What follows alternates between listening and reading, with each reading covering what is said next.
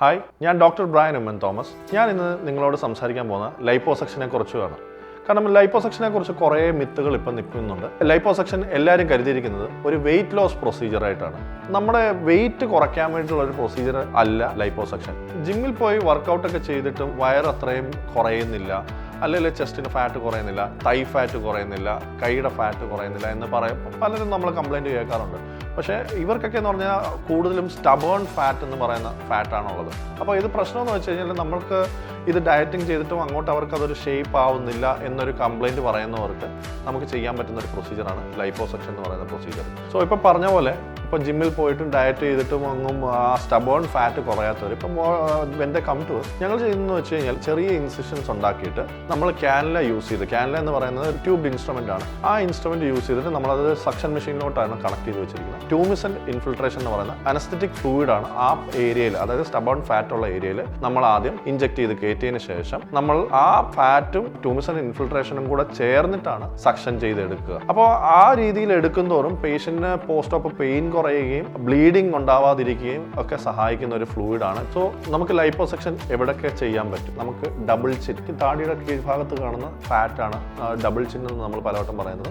അവിടെ നമുക്ക് ലൈപ്പോസക്ഷൻ ചെയ്ത് നല്ല ജോലായി നമുക്ക് ഉണ്ടാക്കി കൊടുക്കാൻ പറ്റും. അതുകൂടാതെ താഴോട്ടേക്ക് വരികയാണെങ്കിൽ നമുക്ക് മെയിൽസിൽ ചെസ്റ്റിൻ്റെ ഗൈനക്കോമാസ്റ്റിയ, ആ നിപ്പിളുടെ സൈഡിലുള്ള ഇൻസിഷൻ ഇട്ട് ഗ്ലാൻഡും കൂടെ എടുക്കുകയാണെങ്കിൽ നമുക്ക് ലൈപ്പോസക്ഷൻ ചെയ്ത് നല്ലൊരു ഫ്ലാറ്റ് ആയിട്ട് ചെസ്റ്റ് കൊടുക്കാൻ പറ്റും. സ്ത്രീകൾ പലർക്കും കാണുന്നതാണ്, ഭയങ്കര ബൾക്കി ആയിട്ടുള്ള കൈ കാണാൻ പറ്റും. അപ്പോൾ അവർക്കത് കൈയുടെ അവിടുത്തെ ആമിൽ നമുക്ക് ലൈപ്പോസക്ഷൻ ചെയ്യാൻ പറ്റും. വയറിലാവുമ്പോൾ നമുക്കാണെങ്കിൽ ഫീമെയിൽസിലായാലും മെയിൽസിലായാലും നമുക്ക് വയറിൻ്റെ ലൈപ്പോസക്ഷൻ ചെയ്ത് നല്ലപോലെ ഫ്ലാറ്റ് ആക്കാൻ പറ്റുകയും ചെയ്യും. ഫീമെയിൽസിനാണെങ്കിൽ ഒരു ഹവർ ഗ്ലാസ് ഷേപ്പ് ഉണ്ടാക്കി കൊടുക്കാൻ പറ്റുകയും ചെയ്യും. മെയിൽസിനും ഫീമെയിൽസിനും നമുക്ക് സിക്സ് പാക്കിനായിട്ടുള്ള ഹൈ ഡെഫിനിഷൻ ലൈപ്പോസക്ഷൻ ചെയ്യാൻ പറ്റുകയും ചെയ്യും. ബാക്കിലാവുമ്പോൾ നമുക്ക് സ്ത്രീകളിലുണ്ടാവുന്ന ബാക്കിൽ പല റോൾസ് ആയിട്ട് കിടക്കുന്ന ഫാറ്റ് ഉണ്ട്, ബ്രാ റോൾസ് എന്ന് പറയും. അപ്പോൾ അതൊക്കെ നമുക്കാണെങ്കിൽ ലൈപ്പോസക്ഷൻ ചെയ്ത് അത്യാവശ്യം നല്ല രീതിയിലുള്ള ഡെഫിനിഷൻ ഉണ്ടാക്കി കൊടുക്കാൻ സാധിക്കുകയും ചെയ്യും. നല്ല ബൾക്കി ആയിട്ടുള്ള ലെഗ്സ് ഒക്കെ ആണെങ്കിൽ നമുക്ക് ലൈപ്പോസക്ഷൻ ചെയ്ത് അവിടെ നമുക്കത് കുറയ്ക്കാൻ പറ്റും. അത് കൂടാതെ ലൈപ്പോസക്ഷൻ പല പ്രൊസീജിയറുമായിട്ട് നമുക്ക് കമ്പൈൻ ചെയ്യാൻ പറ്റും. ഒന്നിപ്പോൾ ഞാൻ പറഞ്ഞ പോലെ ഗൈനക്കോമാസ്റ്റിയ എന്ന് പറഞ്ഞ മെയിൽ ചെസ്റ്റ് കോണ്ടോറിംഗിൽ നമുക്കത് ചെയ്യാൻ പറ്റും. അത് കൂടാതെ നമുക്ക് വയറിൽ നമ്മളാണെങ്കിൽ ലൈപ്പോസക്ഷൻ ചെയ്തതിന് ശേഷം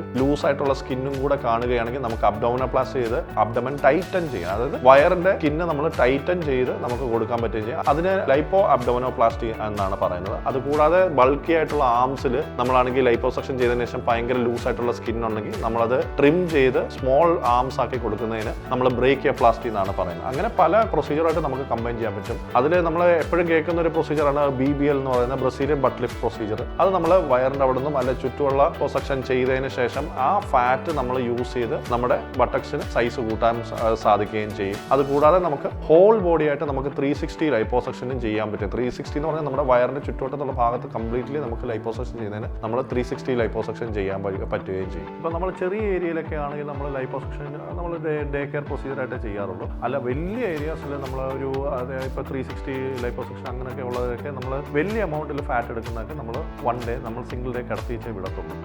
ആഫ്റ്റർ പ്രൊസീജിയർ തന്നെ പേഷ്യൻറ്റിനെ കൊണ്ട് നമുക്ക് നടത്തിക്കുകയും അങ്ങനെയുള്ള കാര്യങ്ങളൊക്കെ ചെയ്യാവും. പിന്നെ ഹെവി വെയ്റ്റ്സ് ഒക്കെ നമ്മളൊരു 1.5 മന്ത്സ് കഴിഞ്ഞിട്ടേ എടുക്കാൻ പറയുകയുള്ളൂ. ഈവൻ ജിമ്മ് വർക്കൗട്ടും കാര്യങ്ങളും ഒക്കെ 1.5-2 മന്ത്സ് കഴിഞ്ഞിട്ടേ നമ്മൾ പറയാറുള്ളൂ. കാരണം അതൊക്കെ എഡിമ കൂട്ടാനുള്ള ചാൻസ് ഉള്ളതുകൊണ്ട് അത് ഇത് മാറിയിരിക്കാനേ നമ്മൾ പറയുകയുള്ളൂ. ഈ കംപ്രഷൻ ഗാർമെന്റ് 24/7 അത് യൂസ് ചെയ്യണം. മോസ്റ്റ്ലി ഇതിന്റെ കോംപ്ലിക്കേഷൻസ് എന്ന് പറഞ്ഞാൽ എഡിമ കാരണം ഉണ്ടാകുന്ന ഫ്ലൂയിഡ് കളക്ഷൻ, ബ്ലീഡിങ്, അങ്ങനെയൊക്കെ ഉള്ളതാണ് ഇതിന്റെ മെയിൻ കോംപ്ലിക്കേഷൻസ്. അതുകൂടാതെ ഈ ബ്ലീഡിങ് ഉണ്ടായതിനു ശേഷം അത് കെട്ടി നിന്ന് ഫ്ലൂയിഡായിട്ട് നിന്ന് മാറുകയും സെറോമ എന്ന് പറയുന്ന ഒരു കണ്ടീഷനിലോട്ട് പോവുകയും ചെയ്യും. ഇതൊക്കെ പക്ഷേ നമുക്ക് പ്രോപ്പറായിട്ട് മാനേജ് ചെയ്യാൻ നമ്മൾ പറയുന്ന പോസ്റ്റ് ഓപ്പ് കാര്യങ്ങൾ പ്രോപ്പറായിട്ട് ഫോളോ ചെയ്ത് കഴിഞ്ഞാൽ തന്നെ ഈ കോംപ്ലിക്കേഷൻസ് കുറയുകയും ചെയ്യും. കോംപ്ലിക്കേഷൻ വന്നാൽ തന്നെ അത് മാനേജ് ചെയ്യാൻ ബോർഡ് സർട്ടിഫൈഡ് ഒരു പ്ലാസ്റ്റിക് സർജനെ കൺസൾട്ട് ചെയ്യുകയും വേണം. സോ ലൈപ്പോസക്ഷനെ കുറിച്ച് പറഞ്ഞ കാര്യങ്ങൾ മനസ്സിലായി എന്ന് കരുതുന്നു.